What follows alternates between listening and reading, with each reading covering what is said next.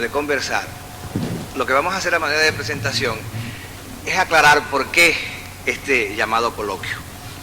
En nuestro país se tiene la costumbre un tanto nociva de cubrir las cosas que se hacen con relación a la cultura de una exagerada gravedad. La gente que practica cultura en nuestro país, en su gran mayoría, se suben a un elevadísimo minarete, desde donde miran a los otros que queremos hacer cultura con cierta displicencia y hasta con cierto desprecio, y le dan a lo que hacen una extremada gravedad que en realidad las cosas del arte no tienen. Un ejemplo muy conspicuo de lo que estoy diciendo es Ludwig van Beethoven, que es un artista extremadamente popular y al mismo tiempo extremadamente importante. Cuando Beethoven murió, fueron a su entierro 20.000 personas. Para que en esa época hayan asistido al entierro de un artista 20.000 personas en una ciudad como Viena, había que ser verdaderamente popular. Porque aquel entierro no se organizó de ninguna manera como podría haberse hecho con un político famoso hoy en día. Aquello fue espontáneo.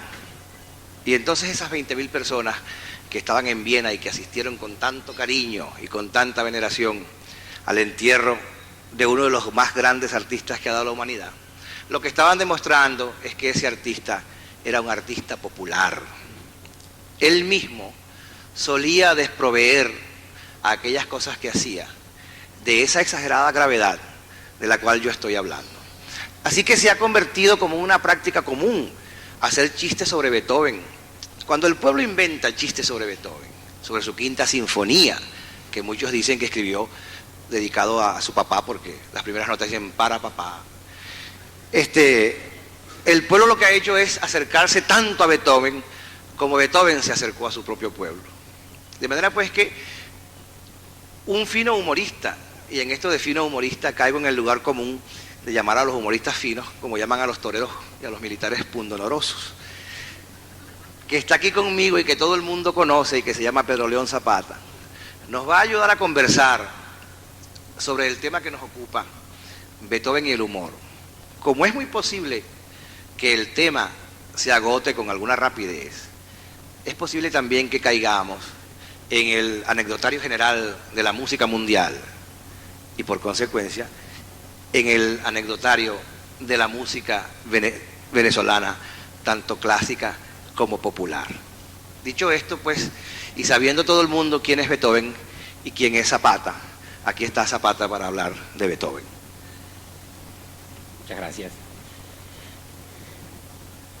Con la excusa consabida, tantas veces usada en Caracas por todos nosotros, de que uno llega tarde por culpa del tráfico, me presenté aquí al teatro y no tuve tiempo, dado que Aldemaro me agarró en la puerta y me trajo por ahí, como ustedes vieron, y me sentó aquí para decirme toda esa suerte de piropos que es costumbre en estos casos, y que yo, como es costumbre en estos casos, agradezco como una gentileza, como una fineza de su parte.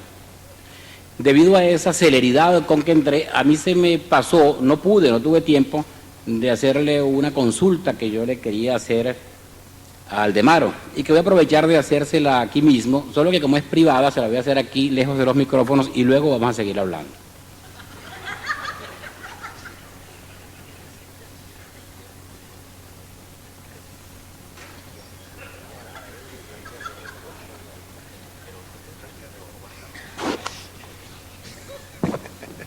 Satisfecha la cual consulta, entremos en materia. Resulta que la gente más peligrosa que hay en Venezuela y en el mundo son los artistas y, por contagio, los aficionados al arte. Hubo un célebre fascista que dijo muera la inteligencia y otro fascista igualmente célebre que dijo cuando me nombran la palabra cultura cargo mi 45. 45, como ustedes saben, es una rolo de pistola que utilizan mucho los charros mexicanos en todos sus corridos. porque la cultura realmente mete miedo. Y en el campo de la cultura, los pintores son de lo más peligroso que existe. Meterse con un pintor es verdaderamente correr un riesgo increíble. Y durante mucho tiempo, como a mí me ha tocado desenvolverme mucho o siempre en ese campo, yo pensé que el terreno de los pintores era el más peligroso que existía, hasta que descubrí el de los músicos. Los músicos son 100 veces peores que los pintores en ese aspecto. Yo no sé cómo queda tanto músico vivo cuando hay tantos otros músicos que los quieren matar. Y en el campo precisamente de la música es en el que ahora, por gentileza del maestro Aldemaro, me encuentro yo inmerso, metiéndome, obligado a meterme nada menos que con Beethoven. La peligrosidad de la situación salta a la vista. El terror que me embargó cuando se me hizo el encargo de ponerme a hablar mal de Beethoven ante su público fue de tal magnitud que resolví hacer una cosa que por lo general cuando tengo que hablar en público, cosa que pasa con frecuencia, yo no hago. Y fue la de que dije, yo voy a hacer lo que los estudiantes en su argot llaman meterme un puñal. Y yo dije, agarré todo el material que pude recabar con respecto a Beethoven y me di cuenta, al tener parte de ese material enfrente, que la magnitud del material y de la bibliografía relacionada con Beethoven es tan alta que realmente el tal puñal habrá llegado cuando menos a lo que en el argot de otro tipo de gente llaman un medio chuzo. Con este medio chuzo de Beethoven entre pecho y espalda, me presento pues lleno de terror ante ustedes a desarrollar el tema, o a subdesarrollar el tema, como es mi costumbre. Resulta que Beethoven es un músico, bueno, yo también recorté cosas de periódico y todo, tengo recortes de periódico que se relacionan con este señor que hoy vamos a comentar, y me di cuenta de que Beethoven no nada más es célebre en nuestro mundo, que se ha dado en llamar el mundo occidental, sino que Beethoven ha llevado su celebridad a los lugares más recónditos de la tierra, y que la admiración que suscita su obra es tan grande que prácticamente no hay ningún lugar en donde su nombre no sea frecuentemente mencionado, relacionado con la cultura, con el espíritu del hombre. Uno de esos lugares es China. Fíjense ustedes este cable que encontré yo en un periódico. El Diario del Pueblo de Pekín equipara la música del dramático compositor alemán con los románticos poemas sinfónicos del impresionista italiano Ottorino Respighi, y dice que ambos son rebuscados e insólitos, reflejo de la vida malvada y podrida y los sentimientos decadentes de la burguesía. Realmente un músico tiene que ser muy bueno para que desde Bonn llegue a Pekín y se le hagan comentarios tan extraordinarios que no paran aquí.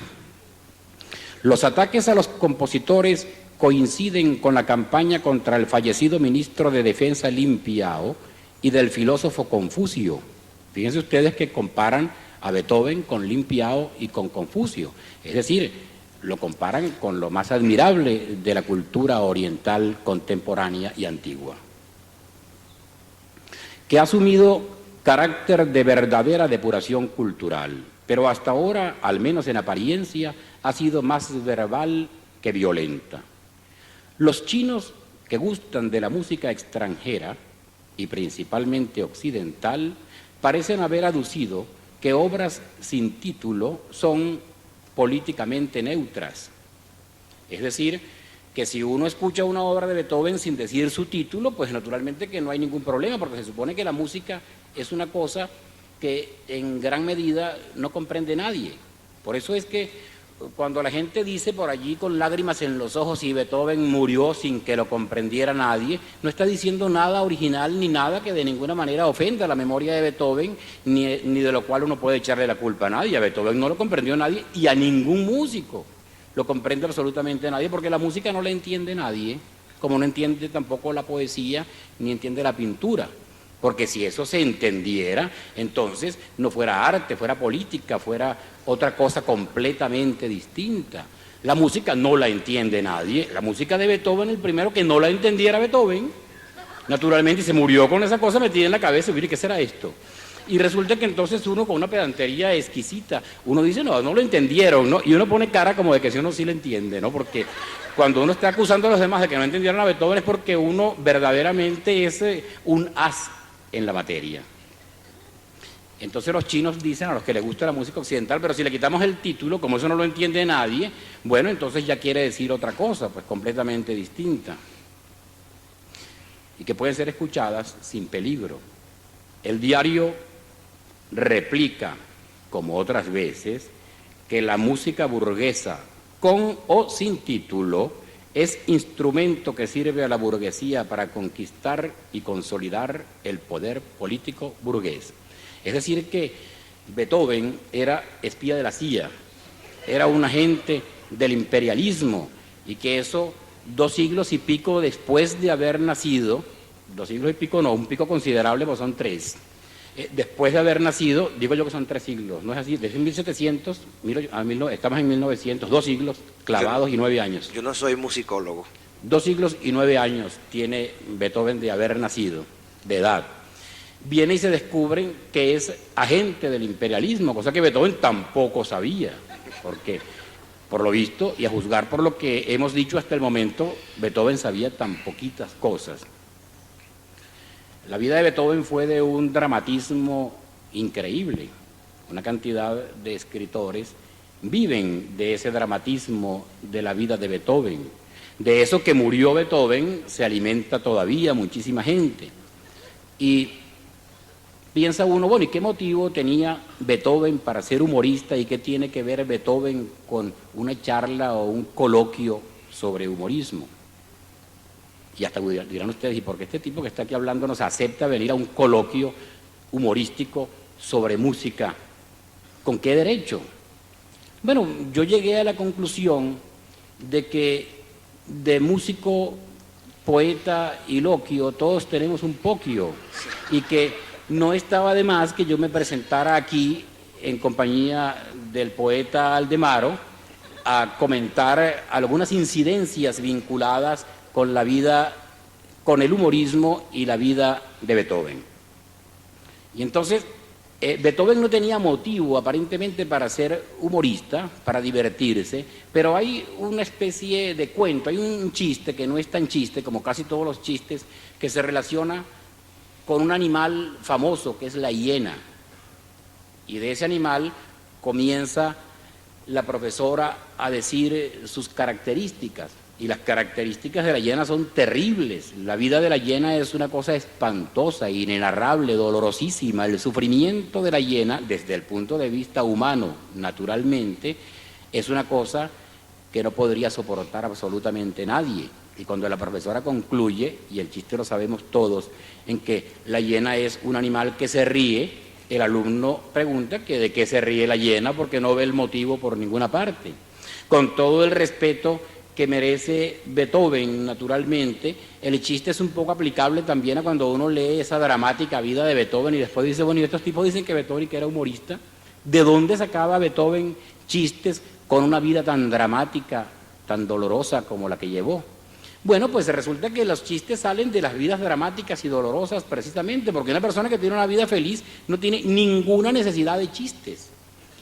Ya es feliz, ya tiene motivos para andarse riendo solo por la calle, como esa gente que uno ve dentro de un carro enorme con los vidrios cerrados y aire acondicionado y un chofer, y van por la calle sonreídos y uno dice que es que son idiotas. No, señor, el idiota es uno.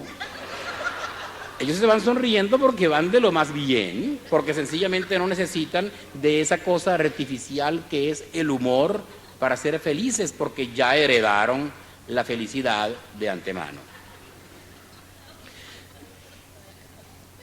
Cuando uno se pone a hacer chistes, por ejemplo, acerca de Armando Reverón, y no falta una persona que le diga, bueno, chico, no te metas con Reverón, chico, un poco de más respeto por el maestro. Reverón es una gloria nacional, eso no se debe hacer. ¿Cómo es posible que tú no te des cuenta de lo que significa para la cultura un hombre como Reverón? Y en la mayoría de los casos, las personas que le dicen a uno esas cosas de Reverón son los mismos que lo mataron de hambre. Y uno no entiende por qué ahora, a estas alturas, tienen ese entusiasmo tan grande como los que podrían defender a Beethoven del ataque y de las agresiones de los humoristas. Son los mismos que le hicieron a Beethoven la vida imposible, son descendientes de ellos mismos, son los mismos que ahora le están haciendo imposible la vida a un montón de Beethovenes que andan por ahí, pero que al mismo tiempo la memoria de Beethoven es una cosa que ante la cual viven ellos postrados, arrodillados, porque precisamente con Beethoven es con quien ellos se lavan sus pecados. Cuando murió Aquiles Nazoa le pusieron sobre la urna que colocaron en la Plaza Bolívar una medalla. Imagínense ustedes qué alto honor. Una medalla en un país en el que todos los días le ponen a todo el mundo 800, 900 medallas sobre 800 y 900 pechos. Y voy a hacer una aclaratoria aquí con respecto a las medallas, porque uno habla mal de las medallas y de todas maneras cuando se las dan, las recibe. Hablo de mí. ¿Por qué recibe uno una medalla y por qué no la rechaza? Porque de nada vale que uno rechace una medalla si ya se la dieron. Lo gracioso es no merecer medallas. Es decir, a Douglas Bravo no le dan medallas, naturalmente, pero si se la dan a uno, pues entonces uno tiene que agarrarla porque uno algo malo hizo o lo que sea para que se la dieran. De nada sirve que uno rechace la medalla, porque que rechace la medalla de todas maneras ya mereció que se la estuvieran dando. Creo que está bastante claro esto. Le hicieron ese homenaje con el cual se supone que se lavaron todos sus pecados, los que durante toda la vida de Aquiles le hicieron la vida definitivamente imposible. Aquiles tuvo que irse a vivir lejísimo de Caracas porque Caracas no lo dejaban vivir durante años y años. Aquiles Nazoa tenía un programa de radio, de televisión, y entonces en el programa de televisión hizo un chiste que estaba vinculado con Dios, pero que era un chiste perfectamente audible, no era de ninguna manera una agresión contra nadie, mucho menos contra Dios, porque Dios es inagredible. Es muy difícil agredir a Dios. Esa es una cosa para la que verdaderamente hay que tener una soberbia incalculable. No para hacer lo que es imposible, sino para pensar que uno pueda agredir a Dios. Imagínense ustedes, pues hubo un cura que consideró que sí, que Dios era una cosa tan pequeñita, naturalmente, el Dios del cura, tan pequeñito, que Aquiles Nazoa en un programa de televisión lo podía agredir, y formaron un escándalo terrible y votaron a Aquiles de la televisión, y Aquiles continuó como de costumbre muriéndose de hambre, y después todo el mundo, incluido ese cura, seguramente fueron a ponerle la medalla y a llevar la urna y a una cantidad de cosas, y ahora que está muerto uno no puede hacer chistes acerca de Aquiles, porque no, chico, Aquiles es un tipo respetable, uno de los más grandes hombres que ha producido este país. No hagas chistes acerca de él, tú no respetas la memoria de nuestros grandes hombres, los mismos tipos que le hicieron imposible la vida a él.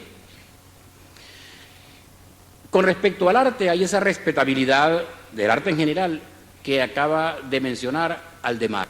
Hay un montón de gente que considera que el arte es una cosa tan respetable, de una dignidad tan alta, tan soberano, tan insigne, que ni siquiera puede uno presentarse a un local en el cual hay manifestaciones de arte si no está vestido de la manera más correcta. El presidente de la Comisión de Cultura del Consejo Municipal de Caracas, de la pasada administración, una vez hablando con él en su despacho, me decía que si a mí me gustaba la ópera. Yo dije, bueno, a mí me gustan esas canciones que intercalan en la ópera, pero la ópera así completa, a mí me parece un poco brava para mi sensibilidad. Pero esas cancioncitas, que esas arias y esa cosa, bueno, sí me gusta por toleticos, ¿no? Pero no la bicha completa porque realmente pues es un poco brava para mi gusto. Entonces él vino y me dijo, pues la ópera es la manifestación más exquisita del espíritu del hombre, esa es la cosa más insigne que ha producido la humanidad desde que existe.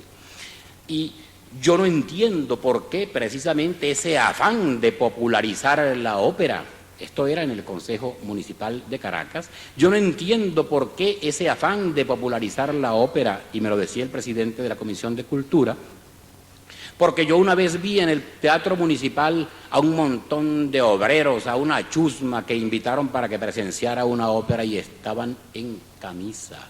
Había gente en camisa y uno comiendo cotufa. Yo los vi. Y yo me acordaba cómo en Estados Unidos vi yo compañías de ópera con grandes orquestas sinfónicas que se presentan en parques grandísimos en los que la gente no solamente está en camisa, sino hasta sin camisa, y no solamente comen cotufa, sino que comen bistec y café con leche y todo lo que lleva y hacen picnics. Y en ningún momento estos señores se dieron por ofendidos, y en cambio esta persona que les cuento se encontraba ofendidísima por esta razón. Y como ya me metí por ese camino de la difamación y posiblemente de la calumnia, voy a continuar. Resulta que vino un español, no vino un español, sino que vinieron todos los españoles de la colonia española residentes en Caracas y resolvieron, cosa muy loable, retribuir, pensaban ellos pues que eso había que retribuirlo, lo que ellos consideraban pues las atenciones y los buenos tratos y las facilidades que se les había dado aquí en Venezuela a su condición de inmigrantes. Y pensaron que la mejor forma era mediante una escultura que de alguna manera sintetizara lo más caro de la hispanidad. Y se le ocurrió, hicieron un concurso y lo más caro de la hispanidad resultó ser Don Quijote y Sancho Panza. Y en ese concurso participó Salvador Dalí, por cierto, fue el único otro que participó, Salvador Dalí, y el que se ganó el concurso. Entonces hicieron unos proyectos de la escultura, unos en oro, otros en plata y otros en un metal un poco más innoble, para venderlos a los propios residentes de la colonia española, residentes en Venezuela, que tenían suficiente dinero para de ahí conseguir los millones de bolívares que hacían falta para construir el monumento, que tenía nada menos que 33 metros de alto. Cualquier cosa de 33 metros de alto, aunque la haga Fidias, es horrible, porque eso no lo soporta nadie. 33 metros de alto son 11 pisos. Esa es una cosa asombrosa.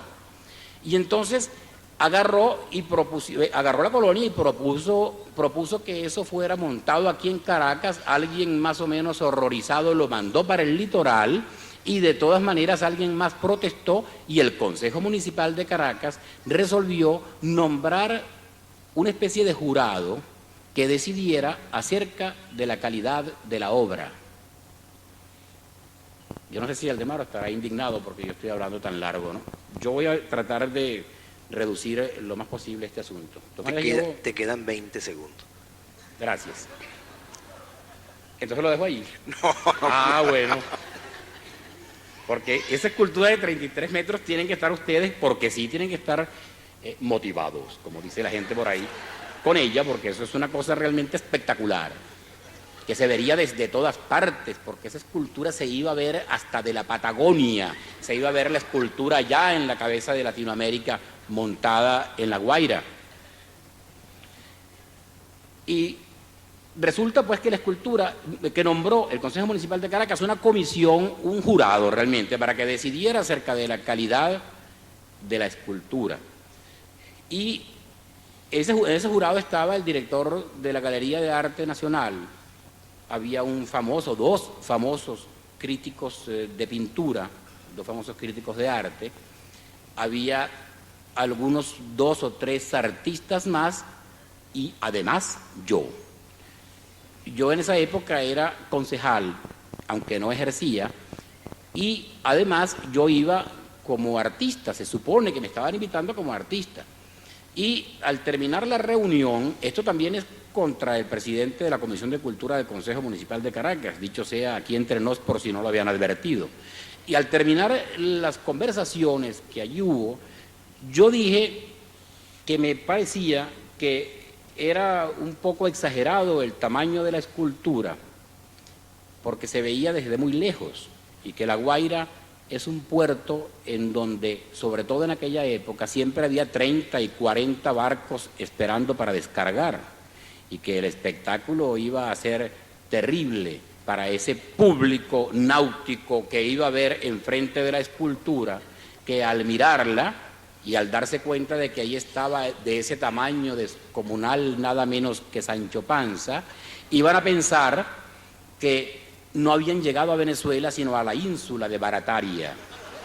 Y en vista pues de que yo vi que casi nadie sabía lo que era la ínsula de Barataria, continué hablando, agarré valor y continué hablando y dije, por otra parte yo considero que el pueblo español y sus residentes aquí en Venezuela cometen con nosotros un abuso de confianza que nosotros no sabremos retribuirle jamás debidamente, dado que en el país no hay ningún escultor tan malo como para que nosotros le encarguemos hacer una escultura de Santos Luzardo para montársela en Madrid, de 33 metros también, naturalmente. Y entonces ese presidente de la Comisión de Cultura de que yo les hablo agarró una indignación del otro mundo y me insultó con todos los improperios de su amplio léxico de presidente de la Comisión de Cultura.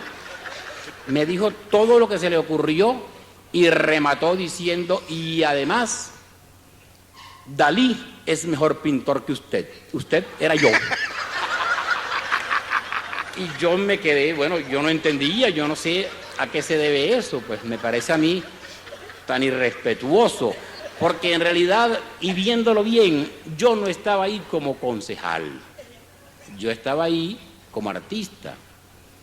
Y entonces ahora es cuando viene la parte más dramática del asunto, que son mis consideraciones con respecto a eso. Yo estaba ahí como artista y a un artista al cual se le ha invitado a emitir su opinión, y esa era mi opinión, no se le puede tratar de ese modo y al mismo tiempo seguir diciendo mientras se ponen los ojos en blanco la ópera es lo más grande que ha creado el hombre, porque aunque un artista no sea Beethoven, no se le trata de esa manera. Y yo considero que esas personas que ponen medallas a los artistas muertos y que esas personas que rinden homenajes de esa naturaleza a la cultura, parecidos a esos de ponerle medallas a los artistas muertos, son los mismos que ponen el grito en el cielo cuando uno viene y hace un chistecito acerca de Beethoven, cuando si a ellos les hubieran mandado a Beethoven en una comisión de cultura que ellos hubieran presidido, le hubieran dicho a Beethoven que Dalí era mejor que él, lo cual a Beethoven le hubiera parecido rarísimo, naturalmente, porque ¿qué tiene que ver Dalí con Beethoven?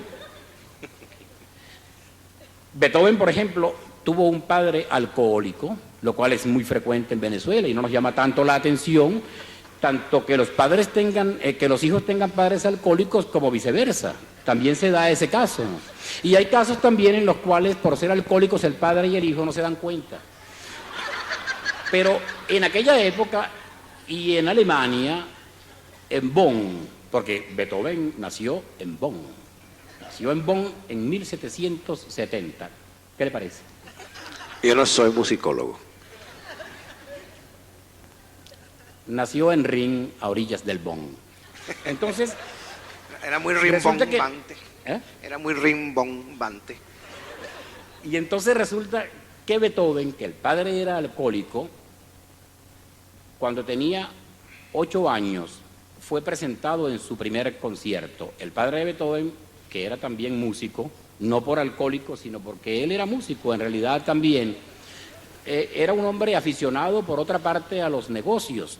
Y como en aquella época había surgido, a los ojos del padre de Beethoven, así era, un gran negocio que se llamaba Mozart, un niño prodigio de incalculable talento, que paseaban por todas las cortes europeas y se estaban llenando de plata los que lo manejaban, porque en aquella época no existía ni siquiera el Consejo Venezolano del Niño, que después, como ustedes saben, le cambiaron el nombre. Y entonces el padre de Beethoven pensó en que a lo mejor a ese muchacho habría que aprovecharle esa facilidad con que le crecía el pelo. Y dijo, pero no, con ese pelero yo no lo puedo de ninguna manera desperdiciar. Esto es un espectáculo extraordinario. Y cuando Beethoven tenía 8 años, lo presentó en un concierto diciendo que tenía 6. Fíjense ustedes qué comienzo artístico tuvo Beethoven tan dramático. De ahí su sentido del humor. Una persona que comienza de esa manera, naturalmente tiene que tener muy desarrollado el sentido del humor. Fíjense ustedes lo que le dijo Beethoven. Aquí hay una señora muy interesante, porque dice, yo voy a seguir con el cuento después, vamos a terminar el cuento ese de papá de Beethoven, que el papá de Beethoven entonces hizo eso, y además el papá de Beethoven era natural, que puesto que él era músico y además era alcohólico, era lo más natural que tuviera en su casa un palo de músico, como efectivamente lo tuvo.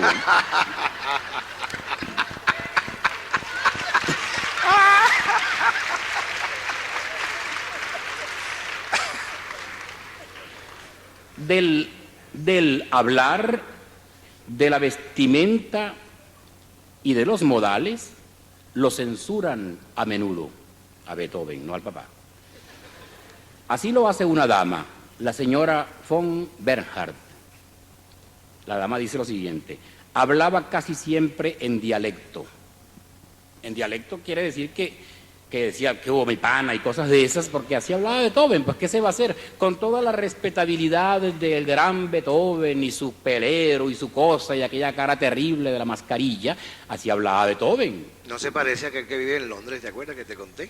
Hay un compositor venezolano que vive en Londres y que se rehúsa a vivir en Venezuela, porque él dice que no le gusta el trato que le dan los venezolanos. A él, por ejemplo, le ofende que le digan mi caballo y mi llavecita, y por eso no vive aquí. Sigue pues.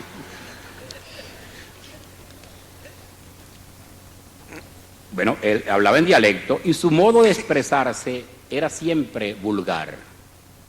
Esta parte de que el modo de expresarse de Beethoven, de acuerdo con la señora von Bernhardt, era siempre vulgar, fue la que me hizo sospechar que Beethoven era realmente un extraordinario humorista, porque de haber vivido Beethoven en nuestros días y de en nuestros días continuar reviviendo el Sádico Ilustrado, yo lo hubiera invitado para que colaborara en la revista, dado que en el Sádico Ilustrado todos éramos igualitos a Beethoven. Nada en él denunciaba su personalidad y por eso su modo de ser no llamaba la atención. Es decir, que para esta fina señora el hecho de que él hablara así, de esa manera, no le llamaba lo más mínimo la atención. Era muy orgulloso. He visto a la madre de la princesa de Lichnowsky, la anciana condesa de Thun, arrodillarse a sus pies para rogarle que tocase algo. No que le tocase, sino que tocase algo. La vieja arrodillada pidiéndole a Beethoven que tocara algo, ¿no? A esa edad esas cosas se consiguen siempre rogando. Beethoven permaneció echado en el sofá sin pestañear. A Beethoven le costaba mucho trabajo no pestañear, porque entre sus múltiples defectos tenía también el de pestañear mucho, cosa en la cual también me parezco a Beethoven, para que ustedes vean. Beethoven, yo lo leí por ahí, en el puñal ese que les referí, también pestañaba muchísimo, aparte de otro montón de defectos incalculables que tenía Beethoven. Cuando uno lee la vida de Beethoven, descubre que su única cualidad era esa cosita que él hacía, por la cual estamos reunidos aquí, la música. En aquella reunión todo el mundo vestía bien, cuidadosamente. Recuerdo perfectamente, en ese sentido, a Salieri y a Haydn. Beethoven se presentaba, en cambio, casi a la negligée, dice la señora, como parece que comienza a ser moda más allá del ring. Tan más allá del ring que eso llegó aquí hace muchísimo tiempo y se llama hippie. Que Beethoven era pues entonces también un hippie. Y él la tenía cogida con la familia esta Lichnowsky, porque fíjense ustedes lo que le hizo a otro Lichnowsky, en este caso el príncipe Lichnowsky.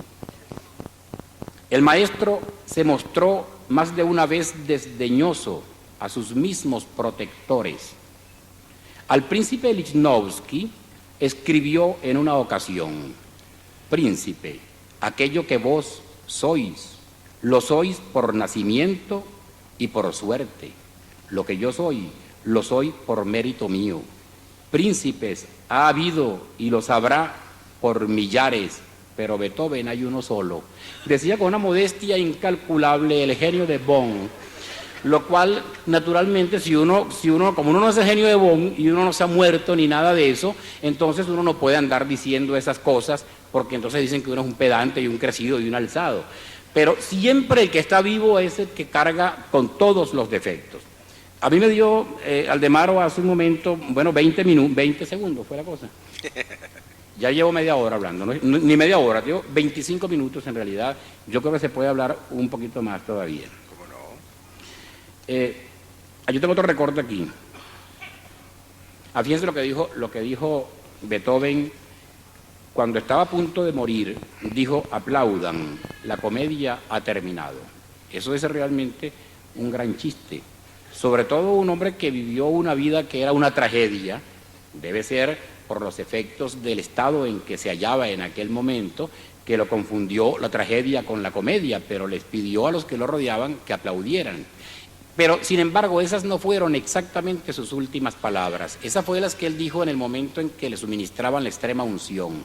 Sus últimas palabras las pronunció en un momento muy especial, que incluso recuerda una obra por la coincidencia del comienzo y del final. Recuerda una obra de Jean Cocteau, en donde creo que es en Los Padres Terribles, o Los Hijos Terribles, no, Los Padres Terribles es la de teatro, Los Hijos Terribles.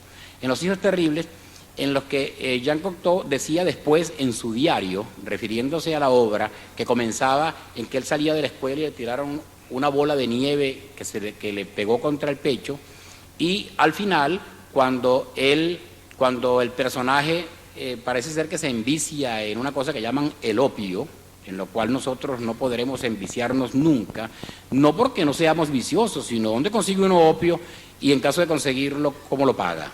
Y entonces, pero el opio era una bola negra, que el opio parece ser que es negro. Entonces él dice: me señalaron esa casualidad tan extraña. Mi novela comienza con una bola blanca y termina con una bola negra, decía Jean Cocteau.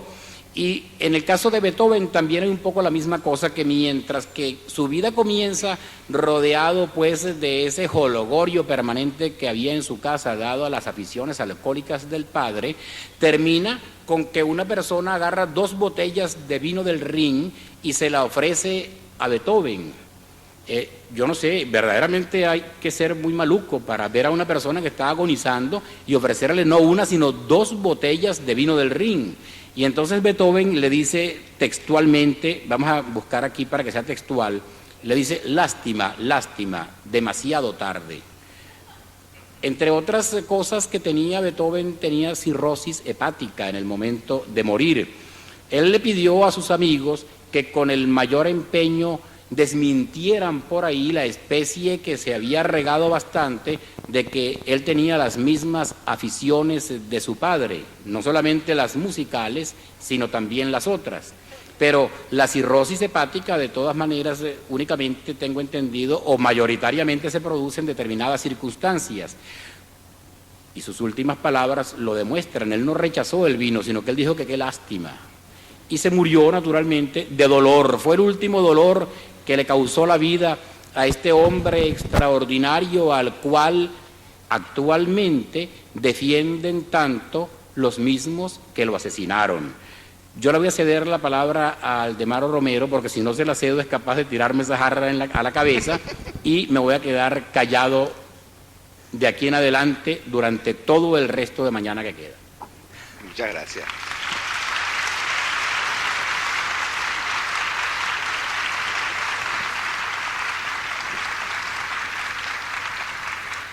Yo creo que nosotros no estamos dispuestos a aceptar que Pedro León Zapata se quede callado en el resto de la mañana. Así que se lo notifico en nombre propio y del público presente. Pero me gustaría comentar algunas cosas de las que él dijo, que para mí son muy importantes. Quizás no las comente en el mismo orden en que él las mencionó, porque son muchas las cosas que dijo. Cuando dijo el asunto de que en China criticaban a Beethoven por lo burgués de su música y todo lo demás, bueno, los chinos le confieren, o por lo menos el gobierno chino actual le confiere a Beethoven esa misma importancia que le estamos confiriendo nosotros aquí con Piquete al revés. Pero no es de extrañar que esa gente se exprese así de Beethoven ante su pueblo, puesto que desde la época de Chiang Kai-shek y la que ha seguido, los gobernantes de aquella gente no han hecho otra cosa que engañarlos como a un chino.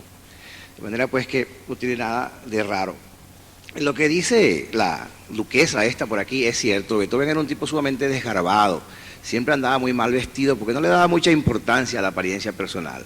Una madrugada que no podía dormir o que no le venían las musas, eso que llaman las musas, salió a caminar por ahí, por las calles de Viena, y un policía se lo llevó preso. Y a pesar de que él era un hombre bastante conocido, porque ya era mayor cuando eso le pasó, insistió: yo soy Beethoven, yo soy Beethoven. Y entonces el policía le contestó que si él era Beethoven, él era el Papa, y lo dejó preso y tuvo que esperar que llegara por la mañana el jefe civil de Viena para que lo soltara, ¿no? Allá me parece que se dice burgomaestre. Por cierto, que estaba pensando en que si el compositor ese de que hablamos el otro día, que no le gusta que le digan mi llavecita, y tú dices que Beethoven hablaba en lenguaje muy coloquial, te quiero informar que en alemán mi llavecita se dice meine kleine Schlüssel, ¿oíste? Por si acaso quieres hacer alguna referencia de eso. Vale la pena que le digan a uno realmente.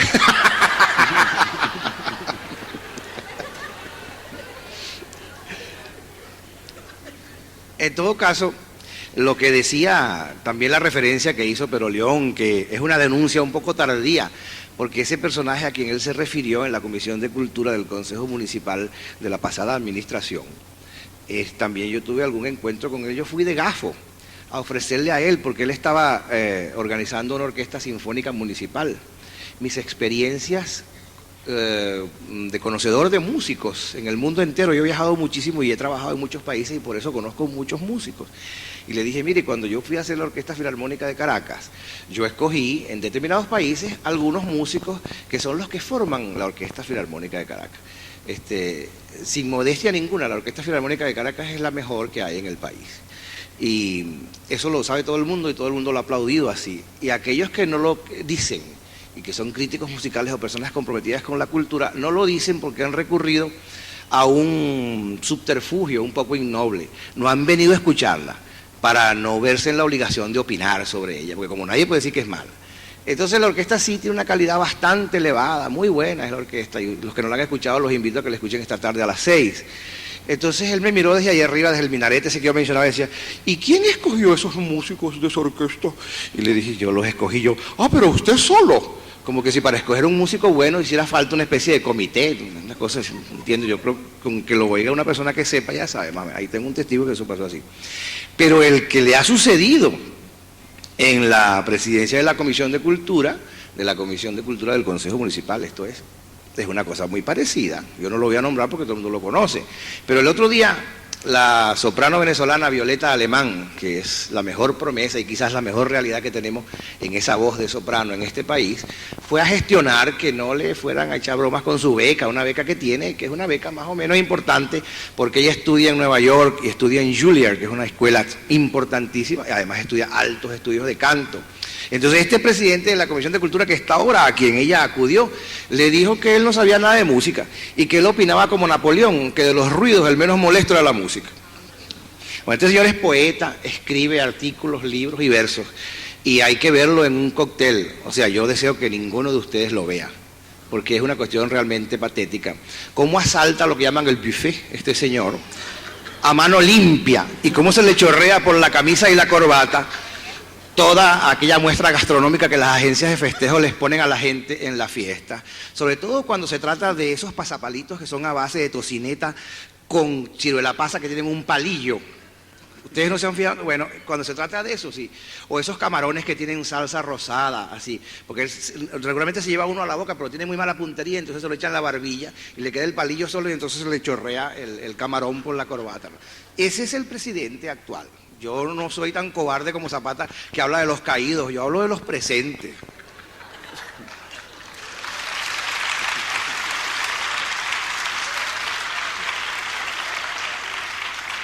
En todo caso, yo creo que la beca de Violeta Alemán va a continuar donde está, porque Morela Muñoz, mi amiga que está aquí presente, y yo hemos abogado para que no le quiten su beca a la muchacha y que siga estudiando y que nos dé unas magníficas demostraciones de su talento, aunque sea en ese género recientemente depredado por Pedro León Zapata, que se llama la ópera, que sí realmente tiene sus momentos.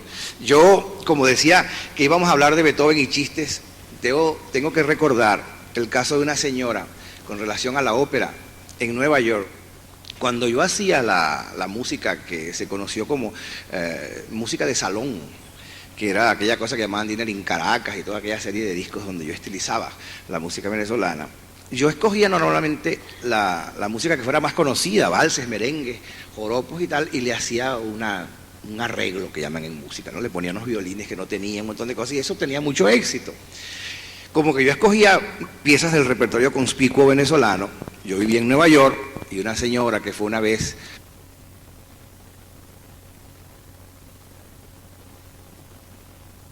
City Music Hall a ver el show que había ahí, un show muy comercial pero bastante bueno, donde había una orquesta semisinfónica que tocaba trozos semisinfónicos y tal y qué sé yo. Y entonces tocaron en forma instrumental una pieza sumamente conocida para el público, que es de una ópera y que se llama La Donna è Mobile. Entonces tocaron eso y la señora viene entusiasmadísima a pasarme la información que por qué yo no había grabado esa célebre pieza venezolana llamada María Panchívida, como la tocaban allá en el Radio City Music Hall.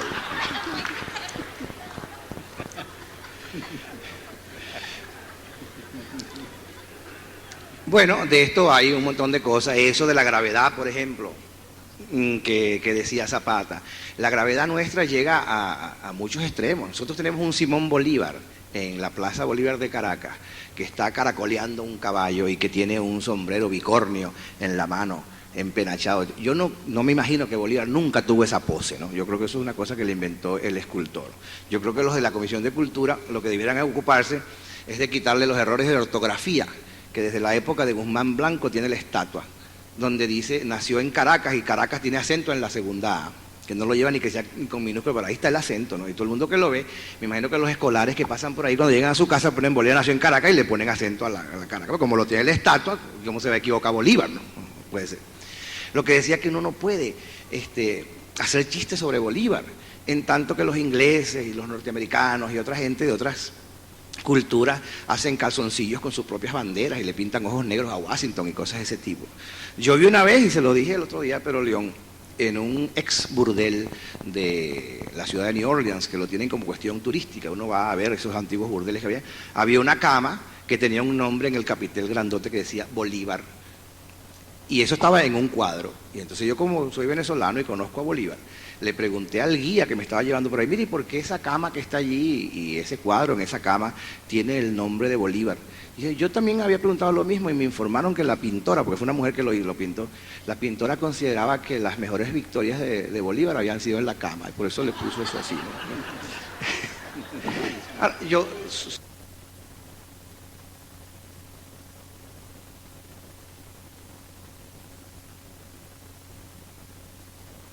histórica, tendía a ser también un poco venezolano, porque decía en un párrafo lo siguiente: la campaña de Chaparro Seco se perdió porque el pundonoroso general Teresito Guerra atarrilló la mula que llevaba el parque en auxilio de sus compañeros. Si uno examina toda esta frase, ¿no?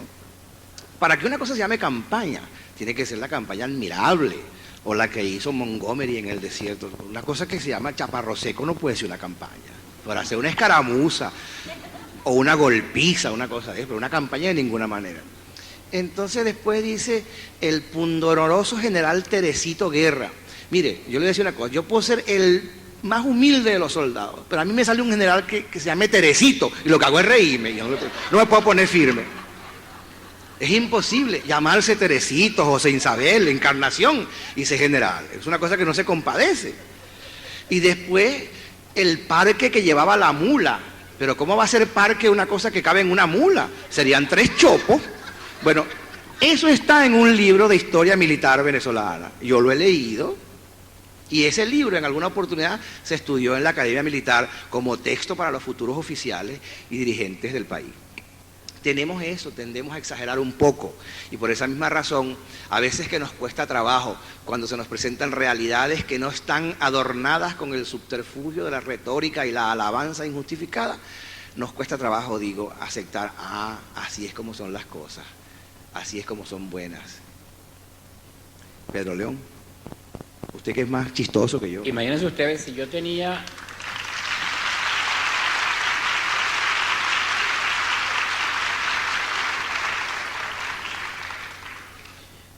Si yo tenía, como acaba de decir con plena razón Aldemaro, miedo de meterme con los vivos y preferí más bien atacar a los muertos en lo que concierne a la presidencia de la Comisión de Cultura del Consejo Municipal de Caracas, imagínense ustedes cómo me sentiré después de que Aldemaro ha dicho eso que dijo de Bolívar.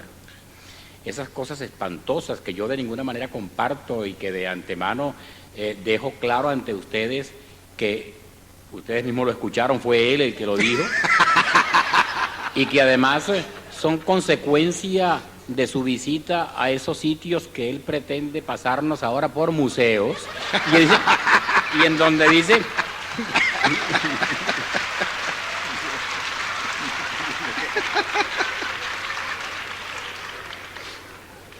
y que todavía ante la duda de habernos convencido de que lo fueran, de repente viene e intercala.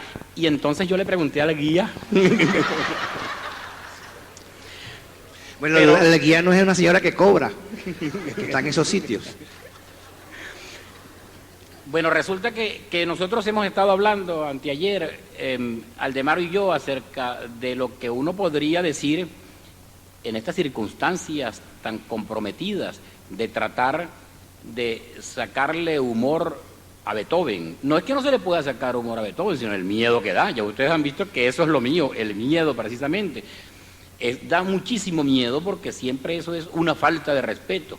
Eso que comentó Aldemaro ahora en relación a que la Quinta Sinfonía de Beethoven dicen que es dedicada a su papá porque comienza diciendo para papá.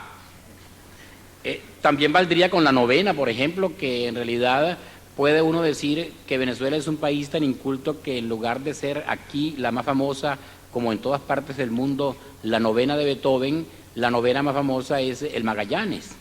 Pero realmente ese riesgo de venir pues a decir semejantes barbaridades de Beethoven y de su música, y que uno en realidad tiene pleno derecho de decirlas, entre otras razones porque Beethoven, como ustedes vieron cuando les conté la cosa de los 8 años y de los 6 años para su papá y 8 años para la historia, y a los 11 años también ya tocaba órgano en una iglesia por allá, ¿no?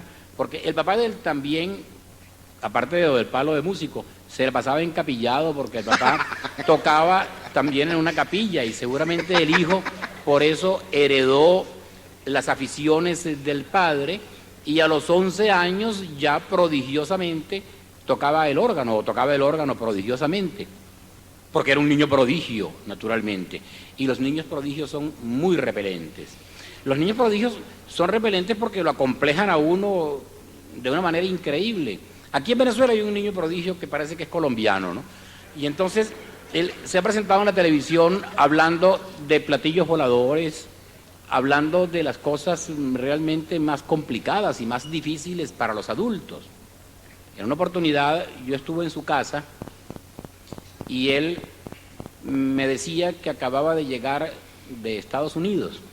Lo que le voy a decir a ustedes no es de ninguna manera con maldad ni con la intención de hacer un chiste. Eso es exacta y textualmente lo que él me dijo. Yo acabo de regresar ahora de Cabo Kennedy porque tenían un problema terrible allá que no podían resolver y me llamaron para que yo se los resolviera.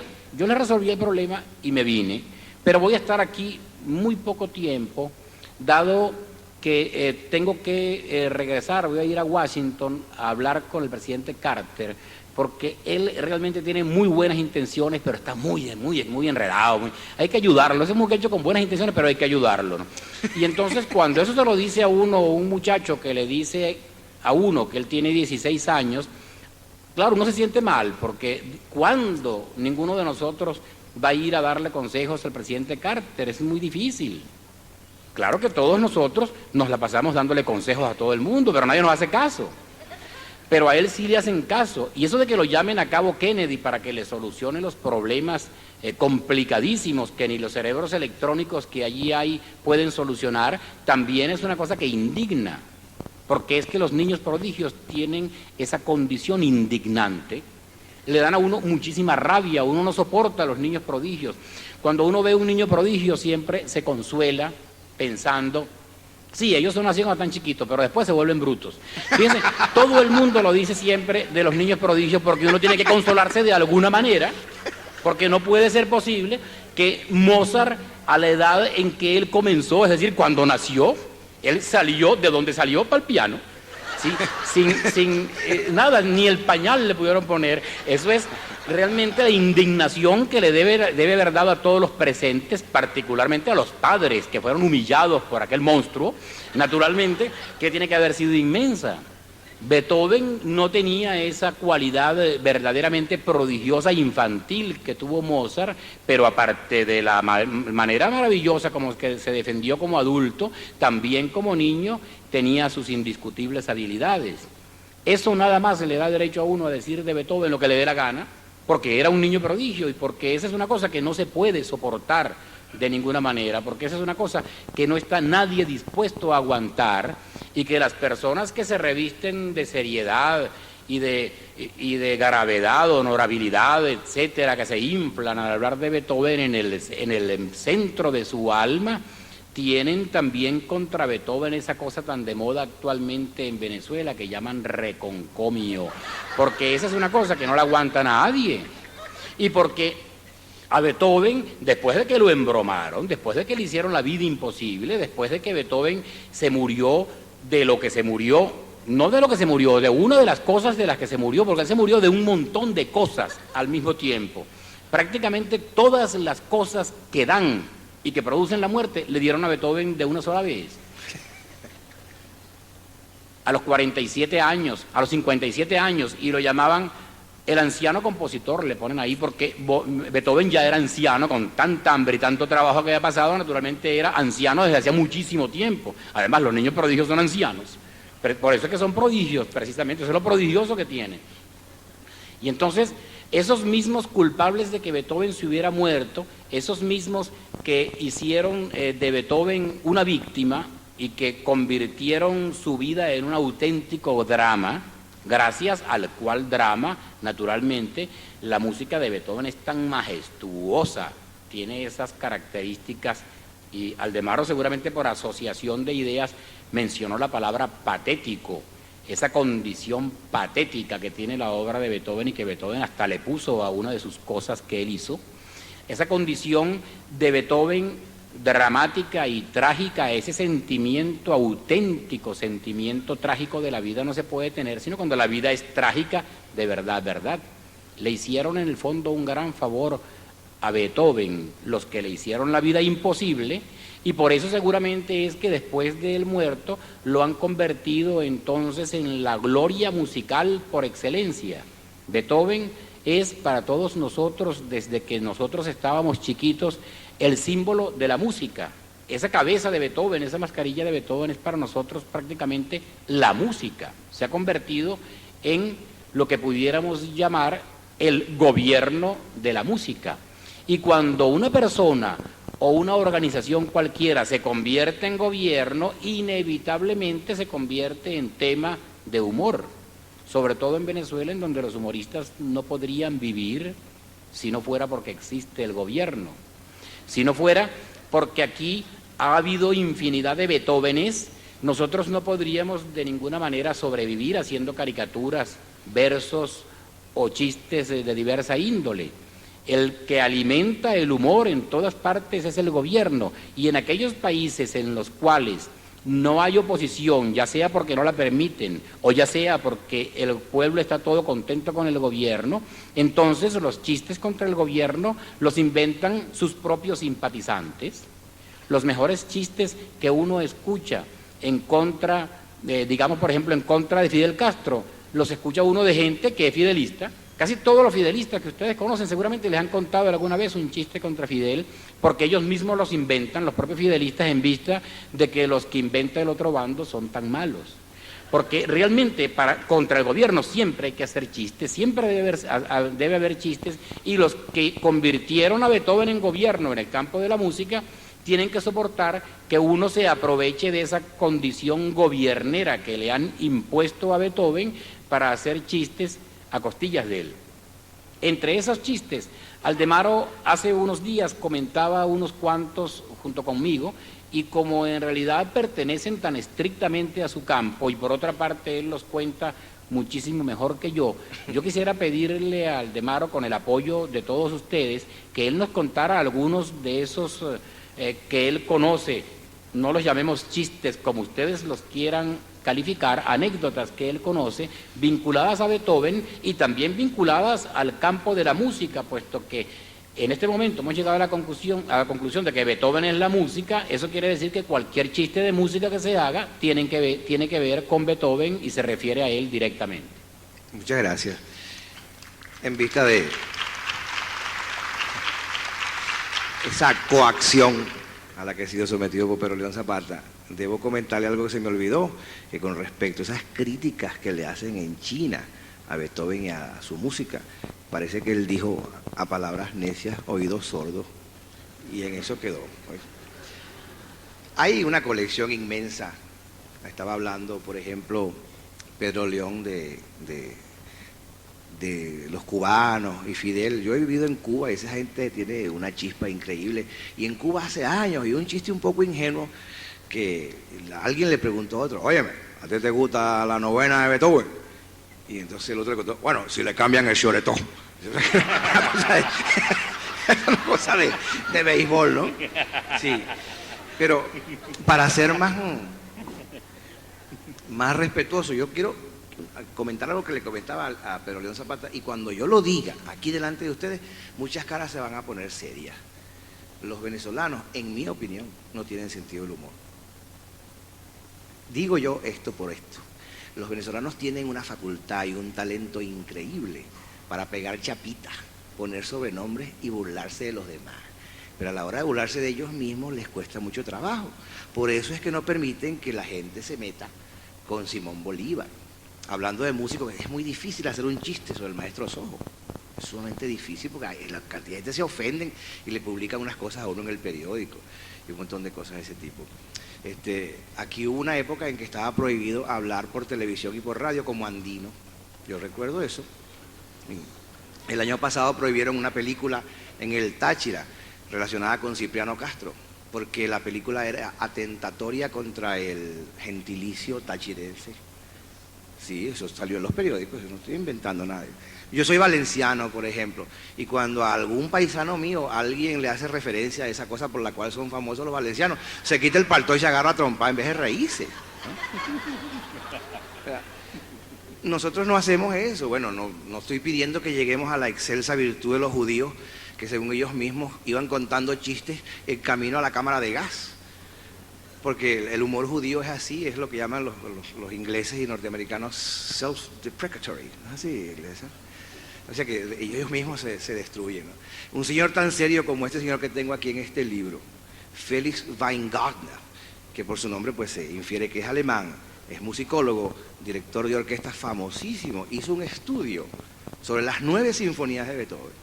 Entonces en el estudio él demuestra que la orquesta de Beethoven y el Beethoven que había empezado a escribir la primera, la segunda y que fue progresando, era un hombre que como todos los seres humanos no era perfecto y que lógicamente iba progresando e iba mejorando. Entonces lo que ha hecho Weingartner a través del tiempo con el conocimiento de la orquesta moderna es hacer un examen exhaustivo y muy preciso y muy justo por el cual hoy en día se rigen las sinfonías de Beethoven, haciéndole correcciones. Curiosamente en este libro la sinfonía que está sujeta a mayor número de revisiones y correcciones precisas por Weingartner es la quinta sinfonía. Y recordando el chiste ese cubano, yo diría pues que Weingartner por lo menos prueba que la quinta de Beethoven necesitaba ciertas reparaciones, ¿no? Porque ahí están consignadas en estas páginas. Pero hay de toda esa cosa que se dice, hay el famoso chiste que muchos de ustedes deben conocer sobre la sirvienta de Beethoven, cosa que seguramente es un invento, ¿no? Beethoven era un tipo sumamente caprichoso. Él vivió en 68 direcciones distintas en Viena. Durante toda su vida vivió 68 domicilios distintos, entre ellos 3 veces en un mismo sitio. Era un tipo medio irascible que le pegaba gritos a la gente y ya como la sordera lo iba poniendo un poco desesperado. Y él se desesperaba más porque no oía lo que estaba produciendo, no era capaz de escuchar lo que él mismo escribía, ¿no? Entonces parece que la sirvienta se puso muy brava con él porque Él era un tipo que la gritaba y le pegaba unos zapatazos en el suelo y tal, y que se la mandaba a sacar. ¡Ay, boca, tal! No sé cómo se dice calle la boca en alemán, pero eso lo decía. Entonces, la sirvienta le dice, mire, señor Beethoven, yo renuncio a mi trabajo como sirviente. Usted no puede renunciar. Y que le dijo, ¿cómo va usted a renunciar? Pues sí, yo renuncio. Y se quitó el delantal. Yo renuncio y me voy. Usted no se puede ir. Usted no se da cuenta de que usted es mi inspiración. Y dicen que Beethoven le contestó, la sirvienta le contestó, yo su inspiración. Ja, ja, ja, ja.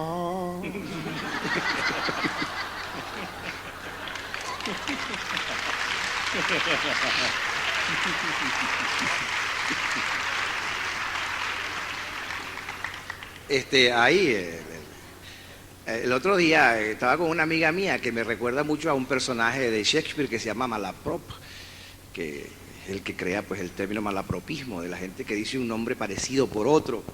Y entonces fui a contar un cuento de músicos sobre Arthur Fiedler, el famoso director que acaba de morir de la Boston Pops, que también se relacionaba el cuento, digo, con Beethoven.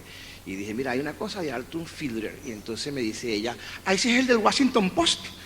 O sea, como todo el mundo sabe, el Washington Post es un periódico que queda en otra ciudad, además, no tiene nada que ver con la Boston Pops. En todo caso, el cuento es que parece que el pobre viejito Arthur Fiedler se murió y fue al cielo.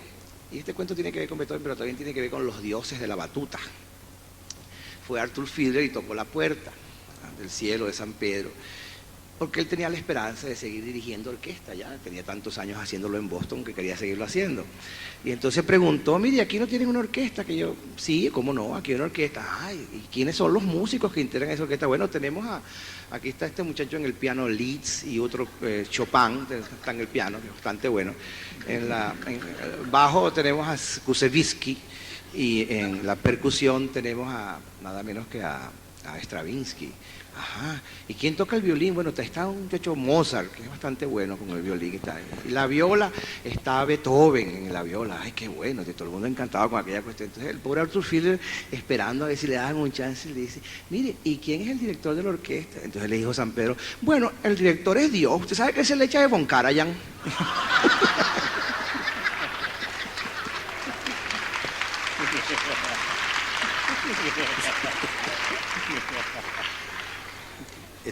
Una hermana que yo tengo me anotó por aquí porque ella dice que yo me acuerdo de los chistes en forma desordenada, entonces me hizo unas anotaciones aquí para ver si yo me acuerdo. Pero Rosalía, aquí no hay chistes de Beethoven, todos estos son venezolanos, estos chistes. No hay algún... ayer me estaba acordando de un chiste de Inocente Carreño. Inocente Carreño es un compositor venezolano. Él es del otro grupo, pero es muy buen amigo mío. Y él es una persona buenísima, muy, muy sincero y muy incapaz de hablar mal de nadie ni nada. Y es muy talentoso además. Yo lo invité a dirigir la Filarmónica. Y creo que lo va a hacer próximamente. Hay un instrumento en la orquesta que se llama el contrafagot.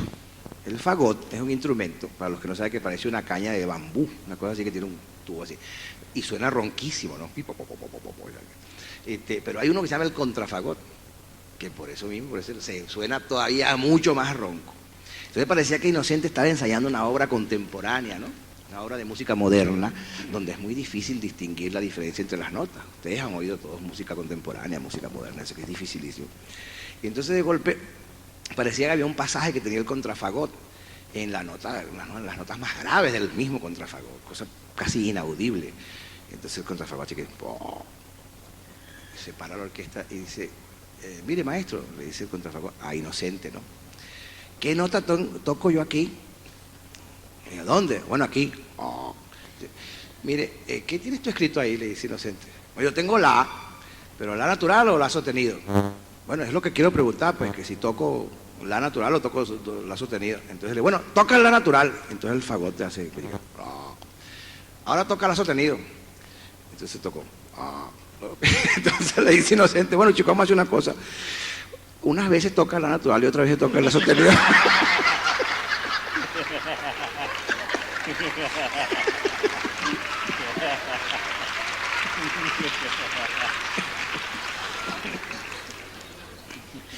Voy a seguirme por este libreto que tiene aquí mi hermana que me dio. para hacer referencia a un mensajero que yo tenía, llamado Rojitas. Los mensajeros son toda una especie aquí en Venezuela. Este era particularmente abusador y era un señor de este tipo caraqueño, nuevo, ese tipo que habla con ese lenguaje demasiado desenfadado del guapo de barrio, y que es un tipo que llega a la hora que le da su gana y se a la hora que le da, pero un tipo de no te parece, entonces yo lo mandaba a veces a cobrar unas facturas, porque yo vivo de la música, pero eso también lo pagan, ¿no? Y entonces, a veces que llegaba los viernes sin la plata, y no decía una palabra, decía, maestro. Eso quería decir que no le han pagado. Es un tipo sumamente expresivo, ¿no? Este Rojita. Y al mismo tiempo era sumamente ignorante. Bueno, yo tengo la desgracia de haberme divorciado hace muchos años y de vivir solo. Y en una época en que este joven trabajaba conmigo, yo tenía la costumbre, más que nada porque me sale mucho más barato, de que cuando conozco a alguna amiga, una cosa así, para impresionarla, le invito a almorzar a mi casa, ¿no? Es más barato que los restaurantes. Entonces, un día me comprobé con consternación, este es un chiste musical, con consternación que no había vino en la casa. No conocía yo en esa época a Eduardo Marturé. Entonces, ya se aproximaba la hora de almorzar y entonces veo que no hay vino en la casa. Y corro y llamo a Rojitas. Yo vivía por allá por Vista Alegre. Y le digo, Rojitas, corre allá abajo al automercado Cada y me traes una botella de vino. ¿De qué marca de vino? Bueno, chico, tráeme un Chateauneuf du Pape, porque vamos a comer carne y tal, que es un vino de batalla, ¿no? ¿Chateauneuf de qué? Chateauneuf du Pape, Le digo, pero vale, ¿cómo es eso? Porque yo no entiendo ese idioma. Bueno, chicos, le digo yo, mira, vale, fíjate en la botella que diga la palabra pape. Si la botella dice pape, entonces tú me traes ese, pero corre, vale, que ya viene. Salió por allá con la moto, como a los 7 u 8 minutos me llamó y me dice, maestro, no hay pape, pero el señor de aquí me dice que hay uno que es un tiro que llaman Biojolai. Este es para hacer la presentación de este personaje, que en otra oportunidad me llamó un amigo mío porque había venido a Caracas una cantante famosísima de jazz llamada Ella Fitzgerald. Todo el mundo la debe conocer, es una cantante excelsa de jazz, ¿no? Y parece que se agotaron las entradas en el Hotel Tamanaco. Y un amigo mío, que seguramente pensó que yo tenía influencia en el Hotel Tamanaco, me llamó para ver si yo le podía conseguir unas entradas para ver a Ella Fitzgerald en el Tamanaco. Entonces llamó, pero yo no estaba. El que estaba era Rojita, quien agarró el teléfono, cogió el mensaje y me lo transmitió de la siguiente manera. Maestro, llamó el doctor fulano para que usted le consiga unas entradas para esta noche en el Tamanaco para escuchar una cantante que era fichera.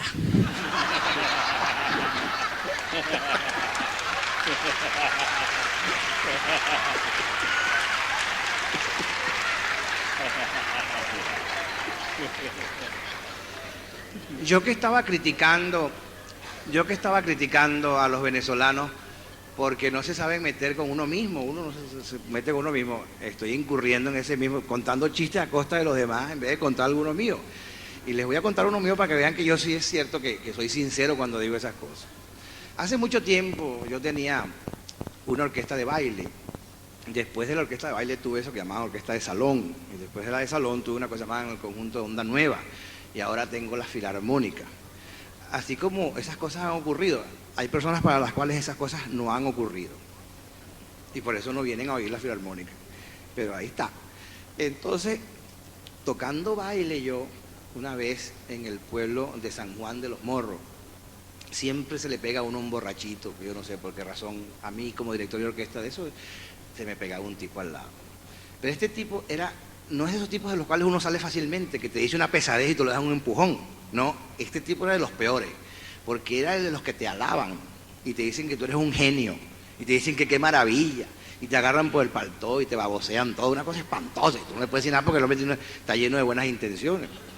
Entonces, pues, esto fue como a las 11 de la noche cuando empezó el baile. Maestro, hay que ver que yo soy el admirador número 1 que tiene aquí en San Juan de los Morros. Luego cuento con un amigo aquí en San Juan de los Morros, ¿no? Pero un instante que voy a tocar el set, ¿no? Tocaba el set, el camarón de mi vida. Terminaba el set y el tipo esperándome al lado del piano. No, como me está diciendo. Y ya tenía otro whisky más encima, ¿no? la cosa se iba poniendo peor. Como le estaba diciendo, yo francamente, en mi casa se la admira mucho. Cuando usted sale ahí en la televisión con su orquesta, sus cantantes, la cosa fantástica. Yo quisiera que usted viniera a mi casa, ¿no? Ay, bueno, es que mire, yo no puedo ir para su casa porque yo, al terminar aquí, nos está esperando el autobús para irnos para Caracas a dormir porque tenemos un baile mañana y tal. Ay, perdone que no toco otro 6. Y tocaba otro 6 y tal. Y el tipo invariablemente esperando. Por fin que no fue posible. La amabilidad de aquel señor casi me obligó pues a tener que ir a su casa. Y fui a su casa y entonces se le ocurre, y esto ya es a las 4 de la mañana, y el tipo no podía ni hablar. Y ahora nos vamos a desayunar. Porque mire, usted es el hombre más conocido que hay en mi casa. Lo vemos siempre, tenemos su fotografía, tenemos su disco. ¿Quién no lo conoce usted? Y en lo que llegó a su casa, metió un trancazo en la puerta y pegó un grito que dijo, mi amor, levántate para que conozcas a Billo.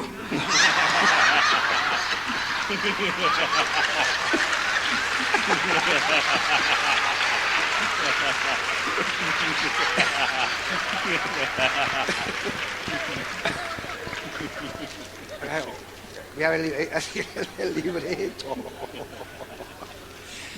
Hay también, además de ese es contra mí, ¿no? Hay también los chistes de orden gremial. Aquellos de ustedes que no conocen lo que es el sindicato de músicos, no saben de lo que se han perdido. Yo soy fundador del sindicato de músicos y he sido su presidente en 2 oportunidades. Las asambleas del sindicato de músicos son una cosa solamente pintoresca. Y hay muchos casos que se recuerdan en el anecdotario musical de Venezuela, pero hay uno que siempre se me viene a la memoria por la ingenuidad que produjo ese caso. Había aquí o hay aquí un músico venezolano muy talentoso, que no voy a nombrar. Es un muchacho que toca muy bien el piano, hace muy buenos arreglos, yo lo quiero mucho. Pero es un muchacho un poco disperso y tuvo la mala suerte de ganarse un cuadro con 6 caballos. Digo la mala suerte porque en aquella época le pagaron como 600.000 bolívares, que estoy hablando de hace como unos 20 años. Y entonces, enloquecido con aquella suma que le había llegado de pronto del cielo, no se le ocurrió sino acometer el peor de los negocios del mundo, hacer una orquesta. Y no solamente hacer una orquesta, sino llevársela para Europa. Entonces reunió como 8 o 10 personas y se fue para Europa con su orquesta y sus 600.000 bolívares. Allá pues despalilló los 600.000 bolívares pagándole a los músicos y tomando caña por allá y tal y qué sé yo, y se quedaron aquella gente completamente limpia. Y había una asamblea en el sindicato y uno de los músicos que estaba presente, que también es muy buen amigo mío y que no es exactamente muy culto ni muy bien hablado, se paró y como es costumbre, dio la palabra. Tiene la palabra el compañero. Mire, no, que resulta que yo tengo que denunciar aquí un asunto, ¿no? De unos compañeros, ¿no? Que están cogiendo un cable, ¿no? Los compañeros que se vuelven para España, ¿no? Están cogiendo un cable, ¿no? Y eso no es justo, ¿no? Porque aquí no hay previsión social ni nada, ¿no? Entonces están cogiendo un cable, ¿no? Los compañeros que están allá, ¿ok? Entonces yo propongo, ¿no? De que recojamos a cachete por cabeza aquí en la asamblea para mandarle la extradición.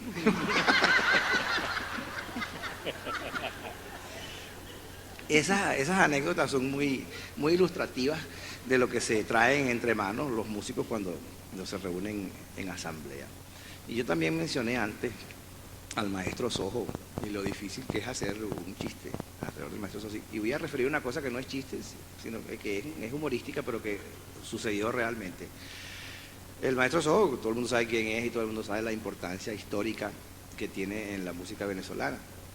Él tenía su academia, donde todavía está, que se llamaba la Academia de Música ahí en Santa Capilla. Y enfrente de la Academia de Música había una fotografía llamada, me parece, Estudios Alesones, una cosa de eso, uno de esos fotógrafos antiguos que todavía quedan en Caracas, como Jesús Ricardo, no sé si se murió. En todo caso, el maestro Sojo era contertulio de un grupo que había allí en esa fotografía y siempre cruzaba la calle, porque la fotografía quedaba enfrente de la academia, para ir a dar sus clases en la Academia de Música que estaba enfrente. Yo tengo un compadre que cogía carritos por puesto, ¿no? Para el correo, a llevar correo y cosas de esas. Y entonces un día iba él en un carrito por puesto y ve que sale el maestro Sojo de la fotografía esta, ¿no? Para dirigirse a la academia cruzando la calle. Salió sin mirar a ambos lados, como dicen las comiquitas, con su bastón en ristre, sus bigotes así de bicicleta y tal, y su chaleco, salió. Y cuando se tiró a la calle, como lo hizo sin advertencia ninguna, el carro donde venía el amigo mío, el carrito por puesto, por poco lo pisa y da un frenazo terrible. El esos ojos, volteó indignado para donde estaba el carro.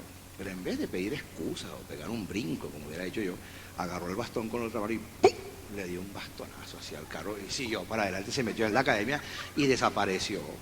Entonces el chofer montó en cólera, ¿no? Porque el señor este le había dado un bastonazo al carro. Y metió la segunda con un chillido ¡pum!, y arrancó. Todos viejos del carrizo, que si uno los mata tiene que pagarlos como nuevos. Además, un hombre como ese, con tanto real, andando a pie por la calle, como todo el mundo sabía que el maestro Soto no tenía dinero, el amigo mío le preguntó, sí, ese señor es muy rico. ¿Cómo? Que ese es rico, ese es millonario, ese tenía que andar en un Cadillac con chofer por la calle. ¿Usted sabe quién es ese? Mire, ese es don Julio, ese de los trajes, allá en el silencio. ¿Usted se acuerda que había un viejo que tenía unos bigototes que no se ha llamado don Julio? El de Careco lo puesto que puso muy alta la música, que tú contaste. Y ahí hay otro músico muy respetable, muy querido, tan querido para mí que yo le compuse una suite en su homenaje, que es Juan Bautista Plaza. Juan Bautista Plaza, un verdadero compositor diplomado, de estudios muy prolongados en música sacra en el Vaticano, en Roma. Dejó un gran legado de composiciones. Era un hombre más bien taciturno, tranquilo, no tan exultante era su personalidad como la de Sojo, y por eso es quizás un poco menos conocido.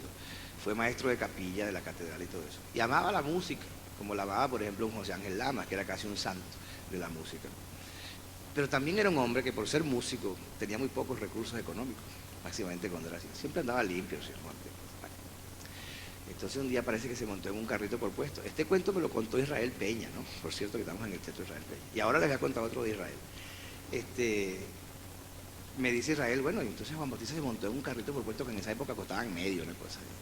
Y el chofer del carrito por puesto llevaba a todo volumen o un porro o un corrido mexicano, una cosa espantosa. Y el pobre Juan Bautista, que estaba acostumbrado a aquellos órganos de iglesia, aquella cosa, sufriendo con aquella cosa, y le dice con la mayor timidez y respeto al chofer, ¿sabes que eso no se puede hacer? Porque los choferes dicen que el carro es mío, ¿ok? Entonces, mire señor, por favor, le dice, ¿usted no podría hacer el favor de bajarle un poquitico el volumen a esa pieza que usted lleva ahí? Entonces el chofer no le bajó el volumen, sino que se indignó, se ofendió y volteó con rabia hacia donde estaba Juan Bautista Plaza. Entonces apagó violentamente el radio y le comentó al que llevaba al lado, yo no entiendo cómo en este mundo hay gente que no le gusta la música.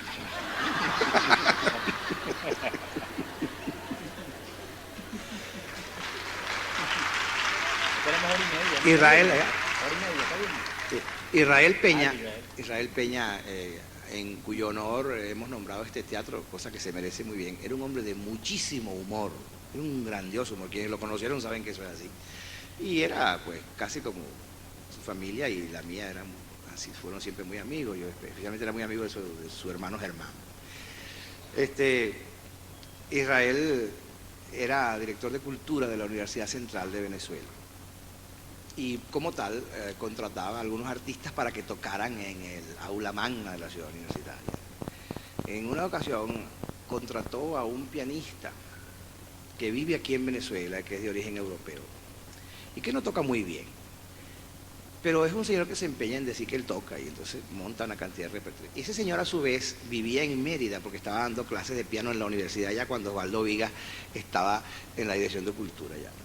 Entonces el señor vino y le rogó a Israel que lo contratara para tocar en el aula magna. Entonces Israel, por quitárselo de encima, lo contrató. Entonces el señor vino y le da el programa a Israel. El programa era aterrador. Ciclo chopiniano completo. Todos los estudios, todos los preludios. Una cosa espantosa, que no se atreve nadie a hacer eso, ¿no? Pero pues ese señor que toca tan mal sí se atrevió. Bueno, pero Israel al mismo tiempo era cronista musical en el diario El Nacional. Entonces este señor hizo un concierto desastroso en el cual atropelló las dinámicas y respetó los tempi. Bueno, el pobre Chopin, una cosa terrible. Entonces, claro, él lo había contratado, pero al mismo tiempo era su deber escribir sobre la actuación que este señor había tenido tan fallida. Y esa crónica adversa a este pianista apareció el martes en el Nacional. Cosa que leyó el señor el martes en la tarde, pero ya en Mérida. O sea, cuando yo no le podía reclamar directamente a Israel, que estaba aquí.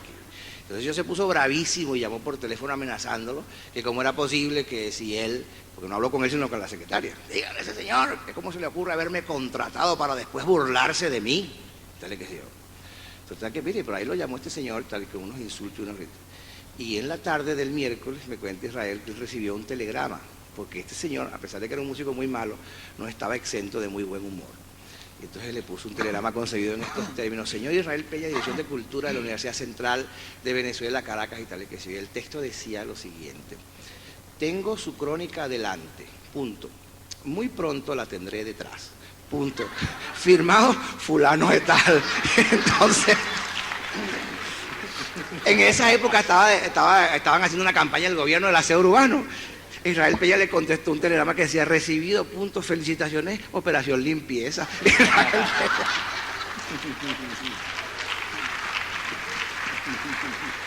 Ya lo dejamos. ¿Ah? Ya lo dejamos así, ¿no? Sí.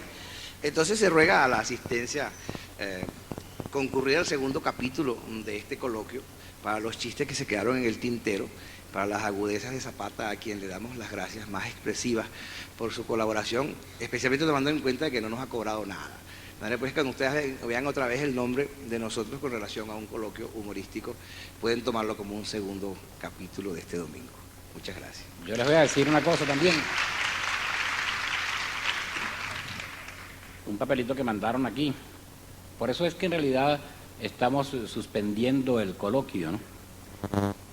Donde dice hasta el 14, será hasta el año 14, ¿no? En toda Europa conocían a Beethoven como Beto.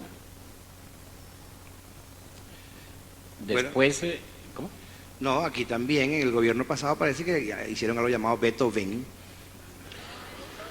Y lo que decir que luego lo llamaban Beethoven, es que estaba aquí que no entendía bien la letra.